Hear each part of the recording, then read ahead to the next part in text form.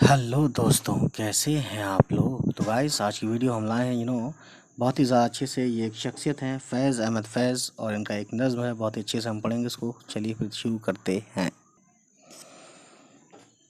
फैज़ अहमद फैज़ 1911 में दुनिया में आए और 1984 में इंतकाल हो गया, यानी दुनिया से चले गए।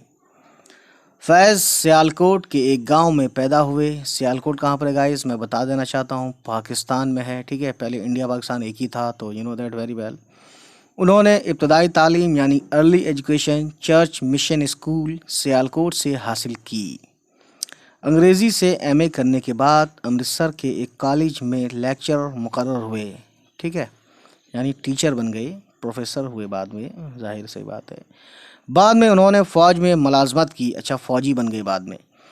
फिर अंग्रेज़ी सहाफ़त में सरगर्म रहे, यानी एक्टिव रहे। सहाफ़त बोलते हैं जर्नलिज़्म। उन्हें रावलपिंडी साजिश केस में शरीक होने के जुर्म में कई साल तक कैदोबंद की सज़ा भी भुगतनी पड़ी। पढ़ी लिखा नहीं है, मैं लिख देता हूँ। तो गाइस, कहने का मतलब यह है कि कोई अंग्रेज़ों का ज़माना था उस वक्त, आप समझ सकते हैं।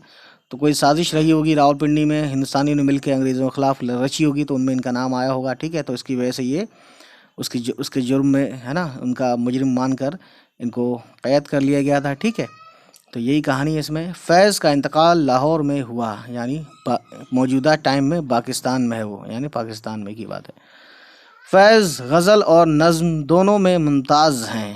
मुमताज़ यानी बहुत आला हैं, बहुत उच्च कोटि के हैं। ठीक है, उन्होंने गज़ल की क्लासिकी रिवायत से इस्तिफ़ादा किया और उसे इनकलाबी फ़िक्र से हम आहंग करके एक बिल्कुल नई कैफियत पैदा की। यानी कि ये एक तरह से नए ज़माने के शायर उभर के आए, और इन्होंने एक उसमें से रेवोल्यूशन पैदा कर दिया बहुत बड़े लेवल पे। ठीक है, फैज़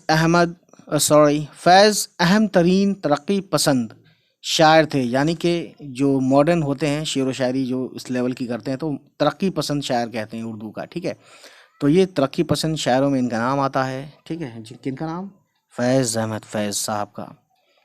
उन्होंने जिलावतनी की ज़िंदगी भी गुजारी, यानी कि जिलावतनी बोलते हैं वतन से बाहर की ज़िंदगी गुजारी, लेकिन वो हक़ और इंसाफ के लिए आप, है ना, हक़ और इंसाफ के लिए बराबर आवाज़ उठाते रहे। ठीक है, तो ये भी रहा इनके साथ, ये मुल्क से बाहर भी रहे अपने। उनकी शायरी में दर्दमंदी, दिल आवेज़ी, यानी दिल का जो है मुलायमपन, और एकदम से दुखी हो जाना इस तरीके से किसी का दुख देखकर, और तासीर है, यानी असर करता है, किसी को भी असर कर जाएगा।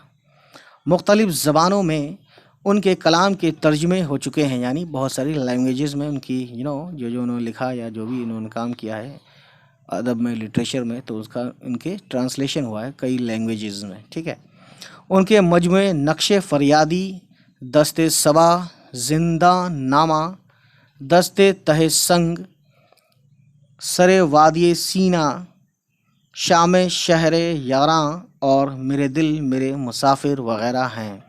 ये बुक्स हैं इनकी। ठीक है, और ये बुक्स आपको याद होनी चाहिए, क्योंकि उसमें आता है एग्ज़ाम में।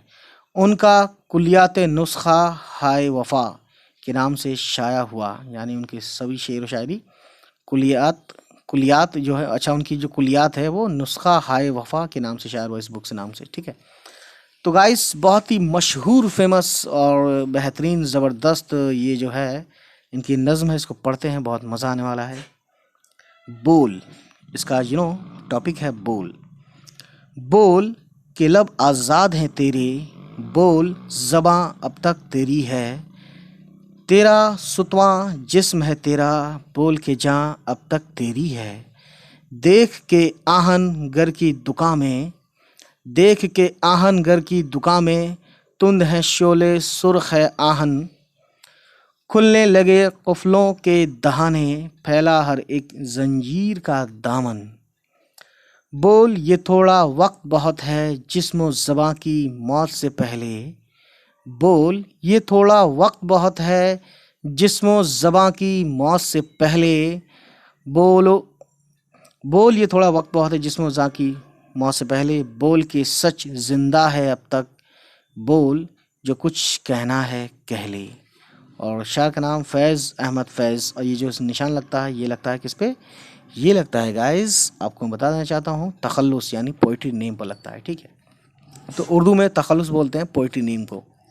तो गाइस आज देखते हैं, मुझे लगता है आज इतना ही रहने दें, लेकिन देख लेते हैं कुछ इंपॉर्टेंट बातें। हाँ देख लेते हैं, यहाँ पे देखिए कुछ वर्ड्स मीनिंग है।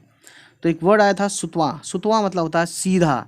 आमतौर पर ये लफ्ज़ सोतवा यानी सीधा और सीधी नाक के लिए बोला जाता है, जैसे सुतवा नाक यानी, लेकिन शायर ने यहाँ सुतवा जिस्म लिखा है, ठीक है, यानी सीधा जिस्म। और देखिए आहनगर यानी लोहार। आहन बोलते हैं इन्हें पर्शियन में, मेरे ख्याल से बोलते हैं लोहे को, ठीक है। और फौलाद भी बोलते हैं फारसी में, ठीक है। फारसी में या अरबिक में बोलते हैं, जो भी बहरहाल, लेकिन अरबी फारसी से ही लिया गया उर्दू में, और उर्दू से हिंदुस्तानी में, ठीक है। तुंद बोलते हैं तेज़, आहन बोलते हैं लोहा, दहाना बोलते हैं दहन या जबड़े, ठीक है। जबड़े होते हैं ना गाल पे, दांत के नीचे की तरफ। सो गाइस आप समझ सकते हैं, गौर करने वाली बातें जो इंपॉर्टेंट है उसे देख लेते हैं। तो देखिए सबसे पहला वर्ड, सबसे पहली लाइन, इस नज़्म में इजहार ख्याल की आज़ादी पर जोर दिया गया है, ठीक है। यानी कि जो राइट टू शेयर, जो भी दिल में शेयर वो ट्वीट करते हैं लोग, उसका इजहार ख्याल उसे ही बोलते हैं, ठीक है। और दुनिया में हक और बातिल की जंग बराबर जारी रहती है। हक और बातिल यानी सही और गलत की, लेकिन दुनिया की फलाह यानी दुनिया की भलाई के लिए हक यानी सच का जिंदा रहना बहुत ज़रूरी है, ठीक है। और ये बात सच भी है। सच को ज़िंदा रखने के लिए जद्दोजहद करनी पड़ती है और आज़ादी इजहार की ज़रूरत होती है। तो कहते हैं कि जहाँ डेमोक्रेसी नहीं है वहाँ सच क्या चल पाएगा, ठीक। तो देखिए गाइस, सच को दबाने के लिए सच के ख़िलाफ़ बहुत सी ताकतें अपना काम करती रहती हैं। उन्हें कुचलना ज़रूरी है और इसके लिए हक बात बोलते रहना लाजमी है, ठीक है। तो गाइस इतनी सी कहानी थी। चलिए फिर, उम्मीद करता हूँ ये वीडियो आपको पसंद आई हो, और अगर पसंद आई तो प्लीज़ हमारे चैनल को सब्सक्राइब कीजिएगा, जिसका नाम है उर्दू विद ज़िया। और चलिए मिलते हैं आपसे, बाय बाय, टेक केयर।